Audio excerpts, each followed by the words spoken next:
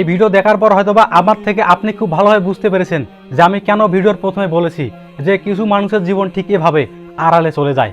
কেন আড়ালে চলে যায় এ বিষয়ে একটু পরে যাচ্ছি, তবে তার আগে আপনাকে জাস্ট এতটুকুই বলে রাখি শোনেন, যে আমার বা আপনার লাইফে যদি ভালো কিছু হয় সেক্ষেত্রে প্রথম ট্রিট বা প্রথম সেলিব্রেশন পার্টিটা কিন্তু হয় আমাদের গার্লফ্রেন্ড, নয়তোবা আমাদের কিন্তু বেস্ট ফ্রেন্ড পেয়ে যায়।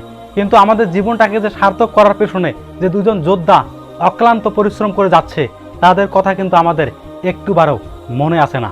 ঠিক যেমন আপনি দেখলেন যে একটি মঞ্চের মধ্যে এক প্রান্তে দাঁড়িয়ে রয়েছে সেলিব্রিটি পার্সন, আর অপর প্রান্তে এই সেলিব্রিটিদের আয়োজনকে সুন্দরভাবে সুসজ্জিতভাবে সম্পূর্ণ করার জন্য পেছনে অক্লান্ত পরিশ্রম করে যাচ্ছে নাম না জানা অচেনা বেশ কিছু মুখ, অর্থাৎ বেশ কিছু ব্যক্তি।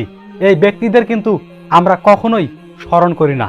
ঠিক একইভাবে আমি বা আপনি যখন লাইফের সামনে এগিয়ে যাই তখন কিন্তু আমাদের পেছনে থাকা যে দুজন যোদ্ধার কথা বললাম, এখন অনেকে মনে মনে ভাবতে পারেন যে ভাই ওই দুজন যোদ্ধা কে? ওই দুজন যোদ্ধার একজন হচ্ছে আপনার পিতা আর অপরজন হচ্ছে আপনার মা। অর্থাৎ আমি বলতেছি আমাদের মা এবং বাবার কথা। অর্থাৎ আমাদের জীবনটাকে যেন আগামীতে যেন সুন্দরময় হয়, এই সম্পূর্ণ প্রসেস সম্পূর্ণ করার জন্য তারা কিন্তু অক্লান্ত পরিশ্রম করে যায়। কিন্তু দুঃখ হলো এটা সত্য, এটা বলতে বাধ্য হচ্ছি যে আমি বা আপনারা বা আমরা সকলেই যখন বড় কোনো অ্যাচিভমেন্ট করি তখন কিন্তু সেলিব্রেশন পার্টিটা আমরা তাদেরকে নিয়ে করি না। কাদেরকে নিয়ে করি? হয় জিএফ নয় ফ্রেন্ড। ঠিক যেমন আপনি দেখলেন এই চিত্রতে।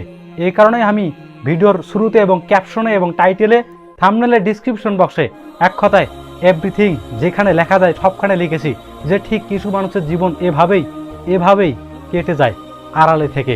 এখন অনেকে মনে করতে পারেন যে অনেকের মধ্যে রয়েছে যে পিতামাতাকে অনেক ভালোবাসে, তো তারা মনে করতে পারেন যে ভাই ভুলভাল বকলে হবে না, আমরা কিন্তু আমার পিতাকে যথেষ্ট ভালোবাসি।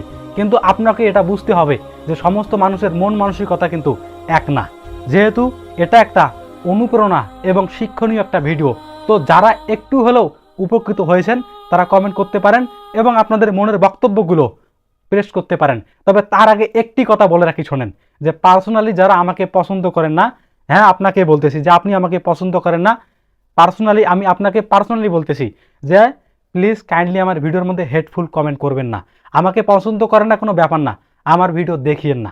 আর যারা আমাকে পছন্দ করেন আমি আপনাদের জন্য ইনশাআল্লাহ আগামীতে কন্টেন্ট নিয়ে আসবো, এটা বলতেছি এতটুকুই। তো প্রিয় দর্শক, আশা করি যে আপনি বুঝতে পেরেছেন এই ভিডিওর মেন বক্তব্য, মেন প্রসেস বা মেন থিম কী ছিল। জাস্ট এতটুকুই। ভালো লাগলে শেয়ার করতে পারেন, ভালো না লাগলে কেন লাগলো না সেটাও কমেন্ট করতে পারেন।